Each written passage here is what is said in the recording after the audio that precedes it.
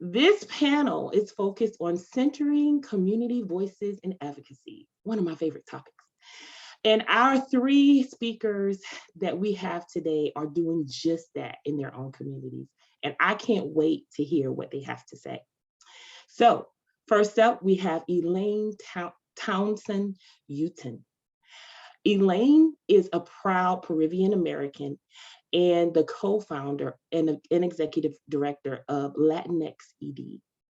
In this capacity, Elaine leads statewide efforts to expand educational equity and opportunity for Latinx immigrants families in North Carolina. Next, we have Elisa Mohamed. Letha is the director and the education of the Education Justice Alliance based in Raleigh, North Carolina. As the director, Letha is working to advance the organization's impact on dismantling school to prison and school to deportation pipeline in her local school district, Wake County Public Schools, and other districts across the state. And then last but not least, we have Stephanie Terry. Stephanie is a race equity community organizer, activist, and advocate for healthy families. She plays many roles in the community, including her work as the director of organizing for Chatham Organizing for Racial Equity, or CORE. She is also the executive director of Web Squared. Now, these three women have amazing bios, and I can't really do them justice in this short time that we have here today. If you want to learn more about them and their incredible work, please visit ncchild.org/2022kids. All right, panelists, let's get started. Welcome, welcome, welcome. I'd like for each of you to go around and introduce yourself. Give us your name, your title, your pronouns, and your organization. And then tell us a little bit about the work that your agency does. Letha, let's start with you. All right. Hey, good morning, everybody. Like it's already been said, I'm Elisa Mohamed. I'm the Executive Director of Education Justice Alliance, and I use she, her, hers pronouns. And I'm a mama. I'm a Black mama of Black children who have matriculated through public schools. I have two daughters who've already graduated Wake County Public Schools. And now my last one is my 15-year-old son. And I have a grandson who I suspect will come through. He's only 6 months now, but eventually he'll end up in Wake County. The work that Education Justice Alliance does is really working directly with Black and Brown working class parents and students around creating educational equity within our public school system, with a particular focus on the ways in which those children, Black and Brown children in particular, are disproportionately suspended, expelled, and referred to police from schools. And so our mission is to dismantle the school to prison pipeline and the school to deportation pipeline, and to ensure educational equity while stopping the over-criminalization of those populations. I'm happy to be here today and look forward to having more conversation around my work. Thank you. Thank you so much. All right, Stephanie, do you want to jump in here? Sure, thank you, Ms. Sumpter. And I am so happy and grateful to be here. My name is Stephanie Terry, and I'm the Director of Organizing for Chatham Organizing for Racial Equity. We are a community-led BIPOC organization, nonprofit, where we focus on building stronger communities in our Chatham County. We have a three-pronged approach to our work, and we call that organizing, education, and reconciliation. And so we work to create equity and produce better outcomes in all of the areas where our community members have to interact. So that's with our schools and our medical system, social services, and all those areas. I am an advocate for children. I am a mom of 5 and a grandmother of 7. And I have been working advocating for justice for all children ever since I became a mom. And so I'm just very, very grateful and happy to be in this space. And I look forward to hearing from the panelists and from all of you on how we can continue to create strong communities and advocate for our kids. Thank you so much, Stephanie. And Elaine, welcome. Hello, thank you so much. Hi, everyone. My name is Elaine Townsend Utin, and I am the co-founder and executive director of LatinxEd. And we are an education nonprofit that is dedicated to investing in Latinx leadership and expanding educational opportunity and equity here in North Carolina. Our work calls on our community to reimagine and redesign what equitable and inclusive learning environments look like for Latinx immigrant families, ones that truly honor, serve, and meet the diverse needs of our community. And this work is personal. My journey started in Peru, and that's where I was born, but came over to the South at a really young age and was mostly born in North Carolina. So this journey is like I said, personal, especially for our team too, who also share the identities of the communities that we serve. And so it is a privilege to be able to be here today to talk about our own experiences, but also the experiences that we are learning and hearing from our own community, as well as North Carolina continues to face an increasingly changing demographics, whether it's political landscape, whatnot. So excited to talk to you about that today. And also wanted to note our 3 lanes of work, 2 that will likely come into this conversation. Our youth programs, where we are directly serving Latinx youth and their immigrant families by providing critical programs and resources about college access, leadership, and cultural identity. Also, we are dedicated to broader statewide community impact by helping communities and being a convener in many ways to really think about how we can increase positive educational outcomes by engaging with our communities directly, and to be able to really co-create strategies that are rooted in community cultural wealth. And last but not least, we are also thinking about ways to activate and advance educational mobility and opportunity by amplifying the voices, the vision, and the valor of our community across North Carolina. And really excited to be here. Thank you. Well, great. Listen, I count it an honor to be the one that will interview you all today, because you women are just so profound. So Elaine, you talked a little bit about, and you kind of taken me into my next question here. You kind of talked about how this work is personal for you, right? And so my next question for you ladies is, how did you come to do this work, leading in the community, using a policy or a change making strategy? Tell us a little bit more about that.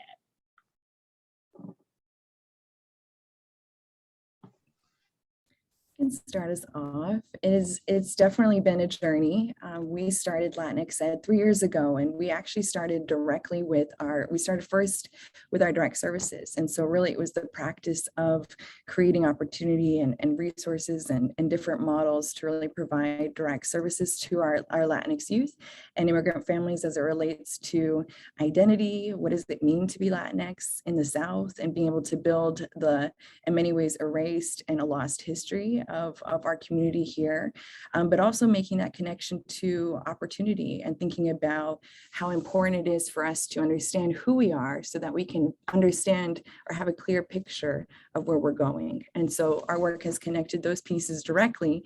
But as we've been laying down these past years of this direct service, it has also become critical that we expand beyond navigational supports, and helping our young people navigate these systems is critical, but also thinking about ways that we change the ecosystem and the systems themselves that our students navigate is also just as important, so that we can really fix and address the inequities that they are experiencing on a daily basis. So for us, it has been critical, as I mentioned, to have a team that also can understand directly what that experience is like, because we've lived it, we've been in it. It's not a monolithic experience by any means, but it does help us have even a closer understanding, because we can relate in many different ways. And so Another piece that we've talked about a lot in LatinxEd is how do we connect practice to policy and policy to practice? And so by showing up in our own leadership, this is the challenge that we have taken on. It is definitely not one for the faint of heart because there's a lot of different levers in this process to consider, but community has always grounded us, and we'll probably continue to unpack ways that that has been critical, but the relationships, these are the people that have raised us and have impacted us. And so the opportunity to be in this position to lead and to serve the community that shaped and molded our own journeys is critical. And it also, we talk a lot about those who are closest to the problems are closest to the solutions. And that has been critical by making sure that we're investing in Latinx leadership and making sure that there are spaces for folks to be present, to be at the table, to be able to use our voices and our experiences to influence, whether it's policymakers to people who are making decisions around investments. This leadership is critical. And this is part of what we're working towards doing with alongside our community. Awesome. Awesome. Letha, do you want to tell us a little bit about your journey and how you became to lead in your community? Yep, I can. So first and foremost, similar to what Elaine just said, I am my community, right?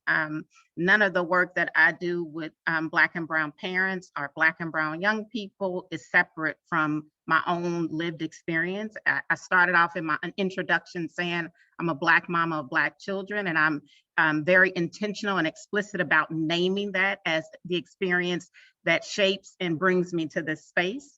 So when I'm talking about, or my organization is talking about, the inequity that shows up in public schools as it relates to school discipline, but also access, it's a lived experience that I have had as a mother, organizing and pushing against the system, not only for my own children, but for peers adjacent to my children. And so for the very first time, I think my oldest entered Wake County Public Schools in first grade. I remember coming into the space like, I'm not quite sure how this is gonna be, but I'm gonna have to be here. And me and my husband made a conscious decision for me to not work. I had a brand new baby at the time, and I just would be in the classroom.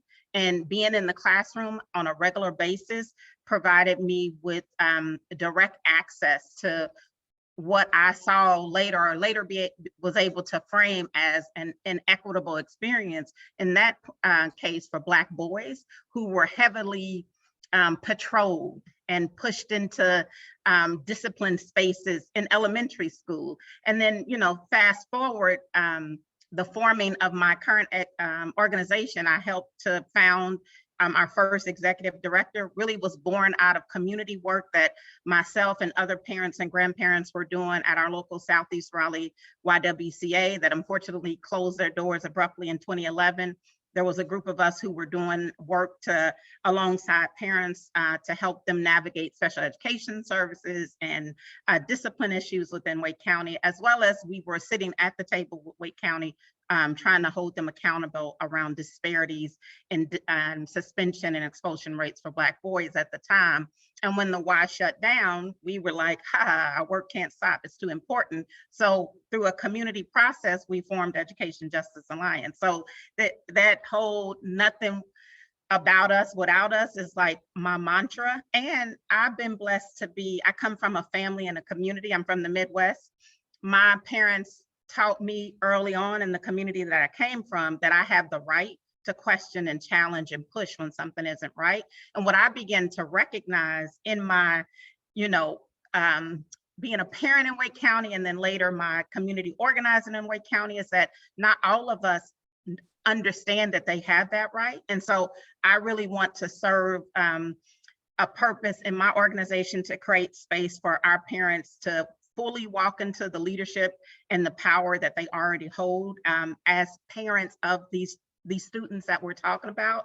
And now our organization is also carving out and creating space for young people to walk in their own power. I think we're all powerful, right? I think we operate under systems that oftentimes tell us that we don't have power.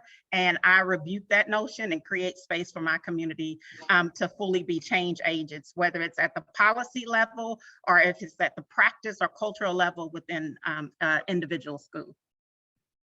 Absolutely. Absolutely. I think a lot of us can really relate to you, Elaine and Letha, because, I have two boys myself. And so a lot of what you're talking about, I can definitely directly relate to. Stephanie, share with us, please share how you actually got started and, became a leader in your community.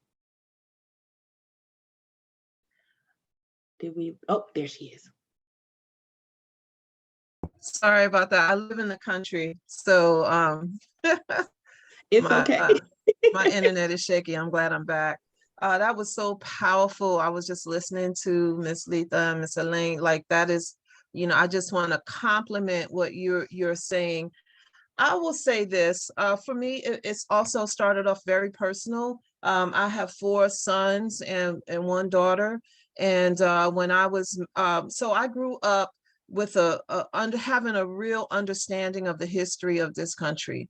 My parents just kind of drilled that in me. So I knew early on in my adult life that our public school system, our educational system, all of our systems were formed during a time when racism was the law of the land, it was the culture, it was everything. And so our systems were not necessarily designed for the well-being and thriving and understanding the power that Black and Brown people have to go out into the world and transform and change the world. I understood early that our educational system was more designed for us to maintain this inequitable power structure. And so I homeschooled my children with some community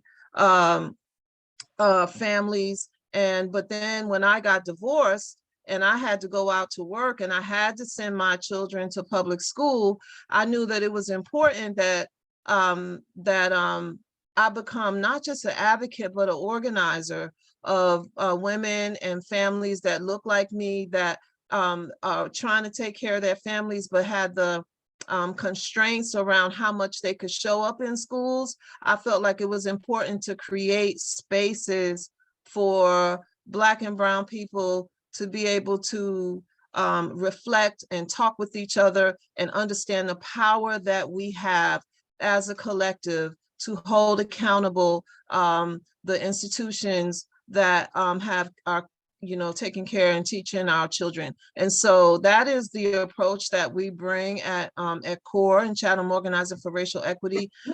This is, I always organize where I live. When I lived in Orange County, when I lived in Pennsylvania, when I lived in Florida, I was always part of a community organizing coalition. So at CORE, we are an official nonprofit, and everything that we do centers the people impacted the most to understand the problems and come up with solutions so that we can transform, in particular, our education system, so that we can have better outcomes for our children. So this is personal for me. I think it'll stay that way.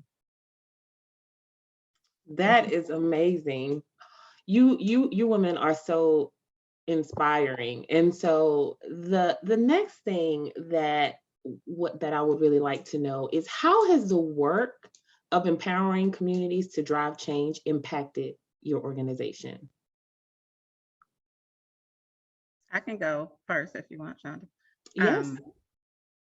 Yeah, so we create space to build upon the power that we believe our community already possesses. Our folks are already powerful, and I'll say this again, that we live under systems that tell certain people that they're powerless or that they don't have anything to bear because they don't fit a certain box, right? And so I'm very intentional about naming the families we work with are working class. Other people would call them low income or poor. We can't stand that language. It does not provide the dignity that our folks deserve because they work. They unfortunately work under systems that are created in a way that does not pay them a livable wage. So it creates a certain outcome. So the working class folks who already have power, sometimes they don't know that they have power because they've operated within a system that has told them for so long that they don't. When we talk about the work that I do that is really rooted in suspensions and expulsions and peeling back the layers, there's a level of shame that's tied to being a parent whose child has been suspended or expelled from school, or to be a student who has been suspended or expelled. But what is oftentimes missing, from that shame that we will internalize is a real understanding of the disparity that exists in the ways in which discipline is meted out against Black and Brown communities and their white counterparts or their more affluent counterparts. So we've, worked very hard to create this identity of power with our people by peeling back that layer, by pointing to the data, by helping them see the disparity. And young people will tell you, though, if you talk to students, they'll be like, yeah, they come for us, but such and such is such and such. My third grader, when he was in third grade, I will never forget. My son, we were sitting in the parking lot of his school, and he said, Mama, why is it that such and such may have been 3 or 4 Black boys that he was friends with? So he says, they always get in trouble. But then when such and such, who are 3 or 4 white boys that are in the classroom, do the same thing and they don't. Children know the difference, right? Children are oftentimes, and I so appreciated the keynote opening speaker really talking about creating space to listen to young people, because we don't do that enough in this country. We don't do this enough in schools, in particular schools, which are supposed to be spaces for young people to really grow and become their better selves. And so we have to listen to the experiences of young people. And if we did that, right, that power that we're talking about, that empowering of our communities would be a no-brainer. Actually, it would actually just be it would be the norm. If we listen to the folks who actually are currently being negatively impacted by inequities that show up, in particular for me, within the public education system, we actually could transform those systems for those folks to be powerful change agents within the system. That everything that you said, I can totally relate to. Like, I personally know families, and you're right, that carry a shame if their child is disciplined in a way. And, those disparities, a lot of people think that they start in, when you get to the court system as adults. It doesn't. It starts way before that. It starts in the school system. So hats off to you and the work that you are doing, Letha, really hats off to you. Elaine, do you want to take a stab at this? And just to remind you of the question is, how has the work of empowering communities to drive change impacted your organization? Thank you. And I am just picking up everything y'all are putting down because it resonates so deeply in many ways. And I actually thank you for also sharing your journeys of motherhood too, because for me, that has also been such an impactful part of this journey. So I'm going to share this part of my journey to bring it full circle to this question. 3 years ago, when we started LatinxEd, I was pregnant. And so I was about to give birth to my first and only, one and only child. And it has been such a humbling experience to be able to go through this journey of becoming a mother myself and also advocating for our community. It has been a very humbling experience too, to have to really think about what this journey of leadership and investing in Latinx leaders really does even look like for myself. And I think that's a story that we share a lot across our team, because we have also been through and been in different, especially learning environments, where we have had to check our culture, in many ways ourselves at the door, and have to operate in other systems and other dominant narratives that do not honor, meet, or even acknowledge our existence or our histories. And so that part there has been harm in that process that we have also had to participate directly. That's why I think when Letha's comment around, it's hard, we don't isolate community from ourselves because we are the community, is that we're going through this process together of seeking healing, of trying to create and reimagine learning environments that actually honor these experiences. But we're in the position where we haven't experienced that before. So it takes radical imagination to be able to think about what does that actually look like? And instead of replicating what we already know, which has not served us by any means. And so that process has been a journey of healing, of growth. And I have experienced that in many different, parts of my life, because this work is already personal, but now also having a child who's also multiracial in this journey of life and thinking about ways to create a better future for him. That is the experience that my mother, felt in this journey of coming to the United States, of trying to figure out how to best support and mobilize her family as well. And so we are the child of immigrants. We are the immigrant, like all of those pieces. There's so many layers to that. And so in our work at LatinxEd, what we felt, especially as we think about how to move from practice to policy, we have started our work starting last year with a statewide listening tour called Somos en Sí, which in English is We Are North Carolina, as a reminder to us that we are here, that we belong, and that our experiences matter and need and deserve to be heard and amplified. And so throughout this listening tour, we're able to speak with Latinx students and families and caregivers and leaders and community leaders who have directly been either impacting or experiencing the school system and are the closest, like I mentioned in that quote, the closest to the problem, right? The closest to the challenges, but also the closest to the opportunities, and thinking about where are those opportunities to reimagine, do the work differently. And so that journey has been empowering for all of us, right? To be able to come together as a community, to share our experiences, to have spaces that truly honor, even if it is in a setting like a focus group or a roundtable or an interview, right? To be able to have people come to the table and be like, no one's asked me these questions before. No one has stopped to actually ask me about my journey. And so being able to capture these voices is critical to this work, and has allowed us to be able to contribute to the necessary storytelling that is also challenging the dominant narratives that we see, whether it's in media, whatnot, narratives that families don't care, that families don't, that reasons for whether it's absence or different outcomes that we're seeing in school system are reflective of our families themselves, which is not true. And so especially as we think about all the ways that the system has not acknowledged or designed resources for them in the first place. So to expect a certain level of participation when you're not even considered, and even this space is powerful, right? To have Spanish interpretation simultaneously so our community can participate. That's an example of thinking about how can we build community with folks who have been marginalized in this process, in this experience of even advocacy. So that's an example of how we can use our power, like Letha's talking about, to show up and do better by our communities, especially those who have been the closest to the pain as well. Absolutely. Absolutely. One thing I love to point out and I kind of live by is, really uplifting the definition of insanity, right? Like doing the same thing, expecting a different result. And so a lot of what you're talking about, Elaine, is what I like to call advocacy turned inside out. I have it on a t-shirt. Advocacy turned inside out. I love it. Like we have to start doing things differently, right? And listening to the people that actually really matter.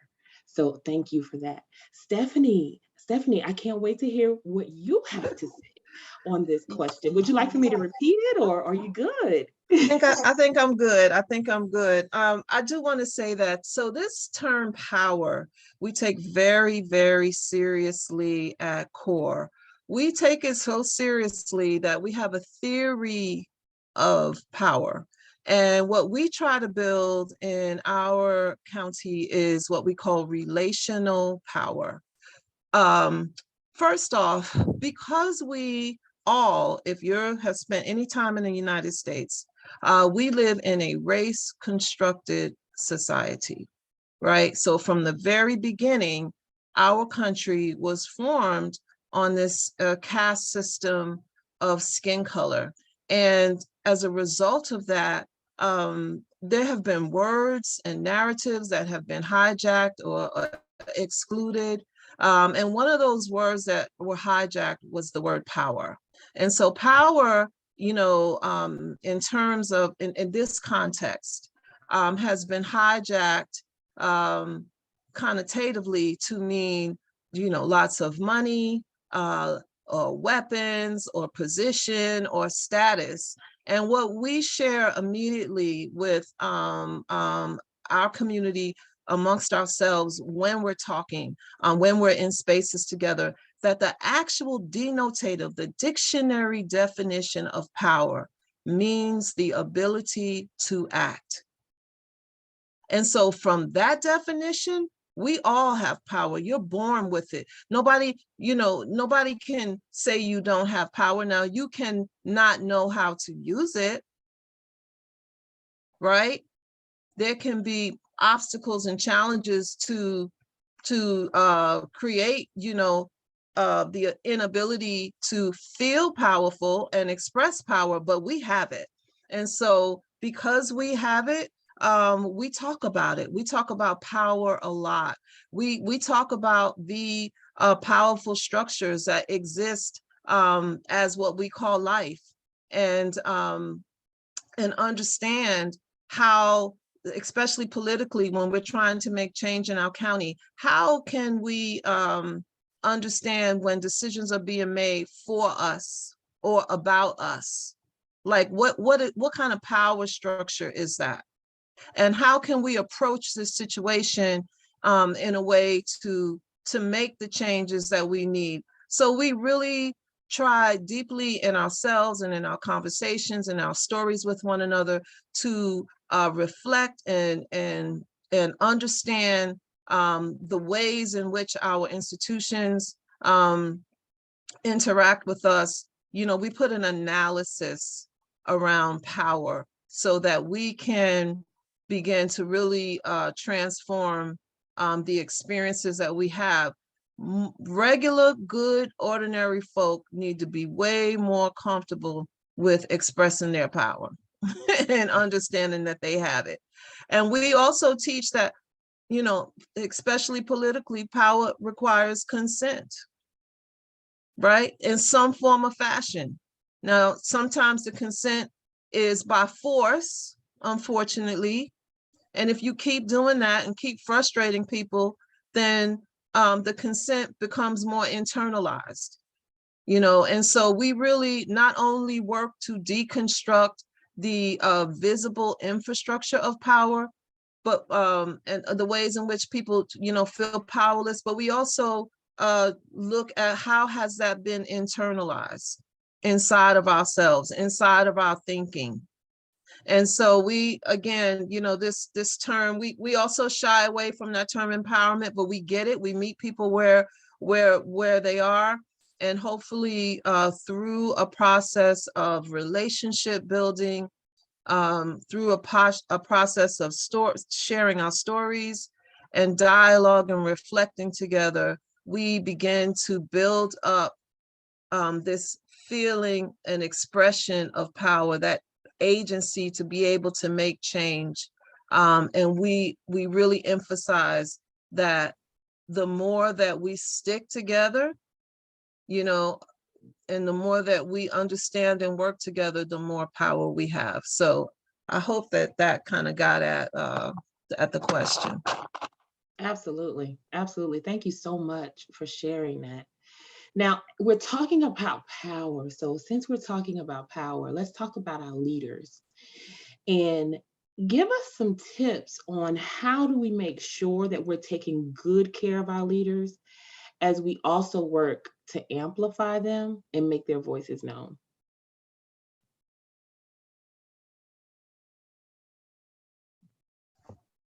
I'll start. All right. So I can remember it was about 3 years ago, and some activists, women activists who were just phenomenal, who I loved.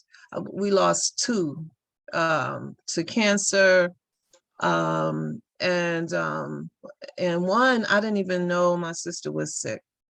But I knew that they were warriors out here, you know, fighting the good fight every day. And that made me take a step back to think about how in this work, how am I taking care of my body? How am I taking care of my emotions? Like, you know, am I burying some of these traumatic experiences alive? You know, am I pushing myself? And so at core, we are really, really intentional about in the work, creating spaces for joy, for fun, for laughter, for music, for what we call discharge. You know, we have a People of Color caucus where we get together, and this is a space where we can just get it all out, all the frustration, the microaggressions, you know, all of it. And we do it in a way that is respectable and safe, like nobody's sharing anybody's experiences. But we understand that we are not just bodies, we are mind, soul, and body, and that each and every one of those aspects of ourselves require rest, require rejuvenation, require intentional care. So, you know, that's what we do as a collective. Every fourth Friday, we break bread together and we have a brunch. We in the larger community, we have meals. We just really make space for joy. And I just think that, and I love that we do. I love that we do. We make that a part of the culture. I really I really like that you lift that up, Stephanie, because what we have to always remember, and I think what we don't really realize a lot, is that any work related to racial equity, any racial equity related work requires some type of emotional labor. And that's the labor that we sometimes don't lift up and recognize and really take care of. There's a lot of emotional labor there. So thank you so much for lifting that up. Elaine.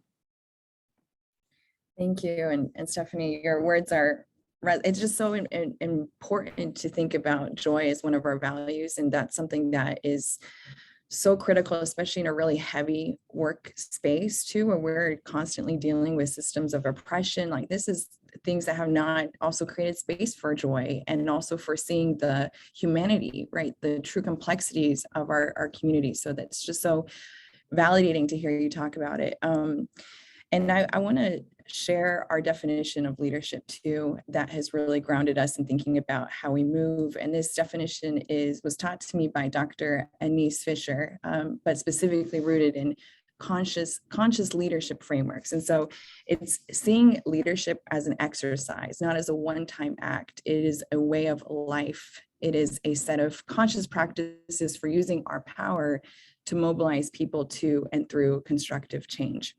And that definition has also illuminated the importance of staying alive in the dangers of leading, because, right, when change is not something that people love or human nature, right? There's resistance to that. And oftentimes our leaders, who are often the messengers, right, can be targeted for that reason. And so it's so important to think about how are we taking care of our people, because to ask each other to lead is ultimately also having to navigate the dangers of leadership and the ways that our communities, especially leaders of color, have been targeted, whether it to the point of their lives. Like it's serious to think about leadership in that context, not just in the romanticized way that I think leadership has been talked about too. And so for us, it is also critical to think about how we are also building a culture of care, a radical care too, because again, these are even work environments that we haven't experienced ourselves. And so it's like, how do we create our own culture? How do we think about how we want to center and for us, it's radical accountability, because that's another part of this that is really challenging ultimately, is how do we keep ourselves accountable to making sure that we are living out our values. And so we've thought about radical accountability and kind of broken it up into 3 pieces. The first one is radical responsibility, like how are we taking ownership over our own impact, and like how our roles, and thinking about how we show up in our choices. But then also radical transparency. How are we willing to be direct and honest about either what we're experiencing or like how the world is impacting us. But none of this really works without radical care and thinking about how we are taking care of ourselves and of others and creating cultures that center that as well. And so those pieces are critical. And I think another tool for us that has been more of a practice, right? And I am thinking about what Reverend Dr. Wilson also talked about with relational capacity, but is ultimately that approach to being relational, like to thinking about and creating spaces for people to have emotions, to be able to experience that, to unpack that together, to creating environments that are safe for us to really show up and express, how we're experiencing directly. And so the question that has guided us and also helped us challenge others is, how are we being relational versus transactional in this moment? And that question has really grounded, the ways that either we're pushing too fast, we need to slow down and think about how we are building relationships in this moment, how we are taking care of each other. The work is urgent, right? There's so many different, whether it's changes that need to happen, or there's so much work to be done, right? And that it never ends, and especially due to the systems that are at bay. But how are we also thinking about protecting the potential, the humanity of our people? And for us, the guide has been, how are we being relational in this moment versus transactional, and prioritizing being relational. Absolutely. Thank you so much for that, Elaine. Letha. Hey, so much of what Elaine and Stephanie have already said resonates. So I'll see if I can keep it short and sweet. First and foremost, like, we're humans and we're human beings, not doing. I got a good friend, Margaret Brunson, that always says that. But that is the way I lead. That's how I'll show up for my folks in my leadership, in my organization. And I give them that same permission by modeling that.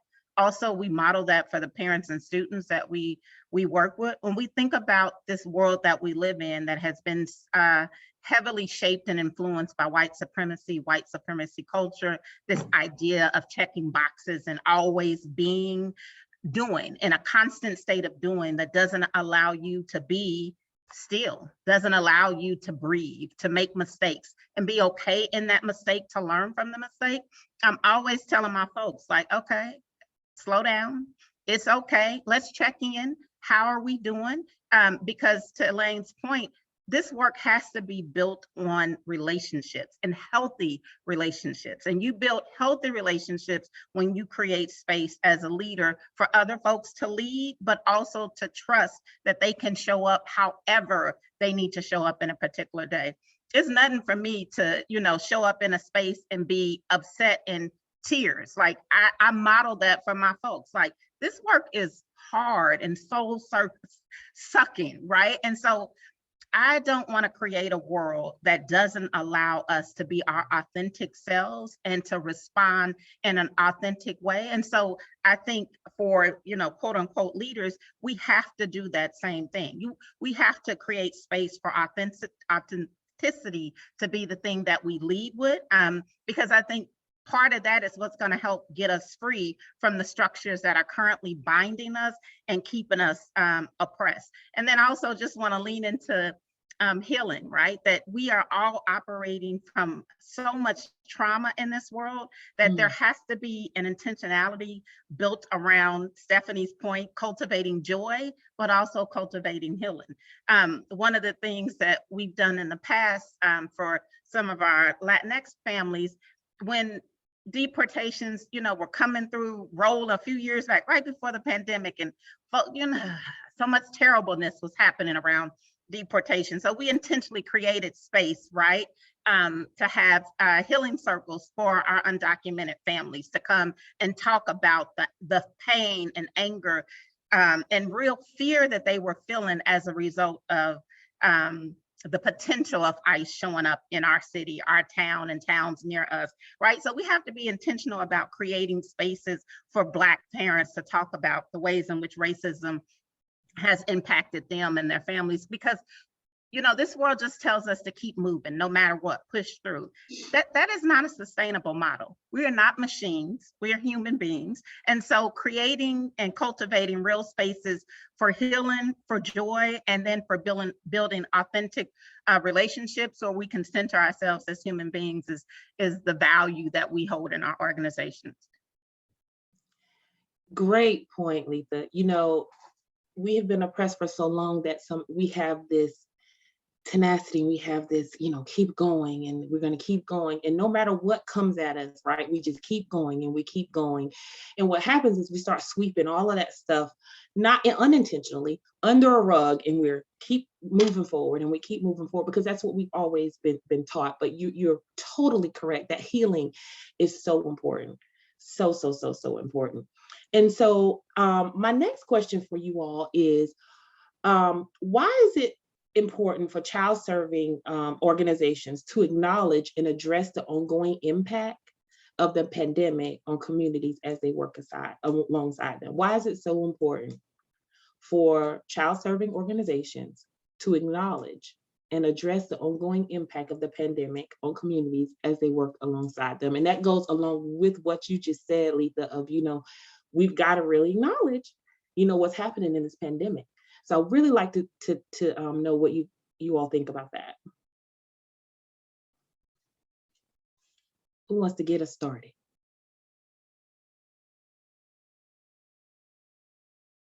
I can go. Say the question one more time, though, Shanda. I got pieces of it. That's okay. I'll repeat it for you. Why is it important for child serving organizations to acknowledge and address the ongoing impact of the pandemic on communities as they work alongside them?